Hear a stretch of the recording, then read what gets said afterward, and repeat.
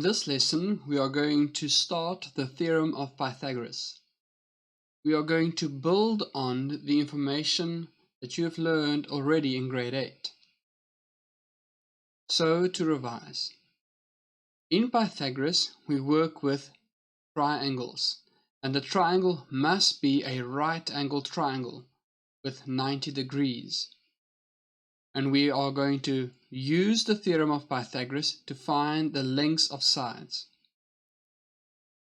In Pythagoras, the statement is that the line AC squared is equal to AB squared plus BC squared. Now some properties about AC. AC is the longest side in the triangle. It is also opposite the 90 degrees angle, and its name in mathematics is called the hypotenuse. So the hypotenuse is the side of the triangle which is the longest, and it's also opposite the 90-degree angle. And Pythagoras says that the hypotenuse squared is equal to the sum of the shortest sides squared. So we can also manipulate this statement in order to find one of the shortest sides. For example, AB squared is AC squared, the longest side, minus BC squared, the shorter side. And the same counts for BC squared.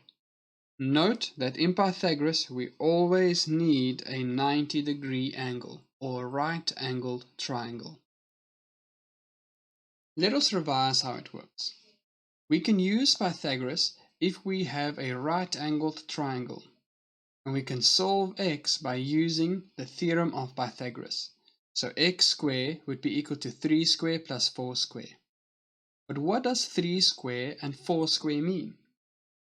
3 squared can be represented in the following diagram as a square with sides 3 by 3. Every block within this square is 1 by 1. So a square with side of length 3 will have an area of 9, 3 times 3. We can also count the number of 1 by 1 blocks, so it's 1, 2, 3, 4, 5, 6, 7, 8, 9.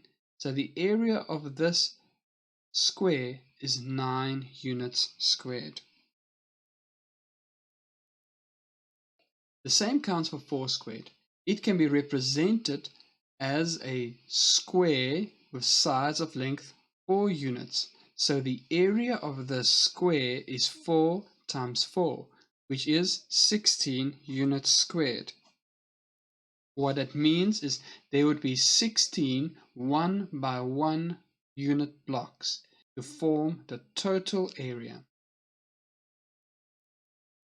Now, using that same information, we can see how the mathematician Pythagoras used square blocks in order to determine lengths in right-angled triangles.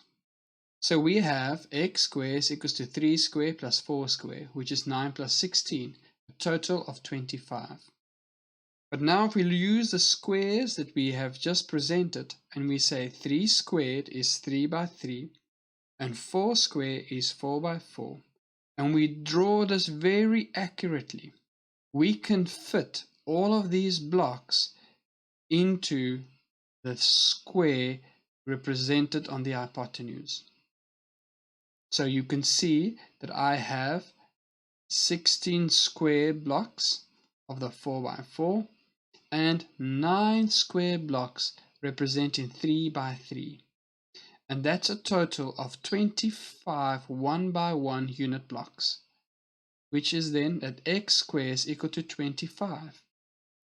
Do this yourself. Draw this accurately. Make that 3 centimeters and 4 centimeters.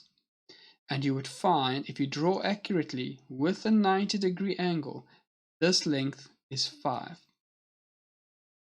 But it's not always possible to draw all of the blocks in order to determine how many square blocks we need to find x. That is where we apply the theorem of Pythagoras without any drawings. So let's see how to solve x in this triangle. We have the shortest side as 9, the other side as 16, and the length opposite the right angle of the triangle is x. So what we have learned is that x squared is equals to 9 squared plus 16 squared. The hypotenuse squared is equals to the sum of the shortest side squared. Because we're using Pythagoras, we need to state a reason for that. I find that 9 squared plus 16 squared is equal to 337. But we are not going to draw 337 square blocks and then find the square root of that. What we rather do is say x is the square root of 337. And we can use our calculator to simplify.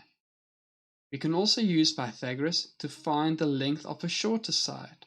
So in this diagram we have the right angle. Opposite the right angle is 14, which represents the hypotenuse. So the hypotenuse squared is equals to the shortest side squared. That is the theorem of Pythagoras. But now if I move the 8 square over to the left, I have x square alone. Then x square would be 14 square minus 8 square, which can be simplified as 132. So the length of x is the square root of 132, which is 11.49 units.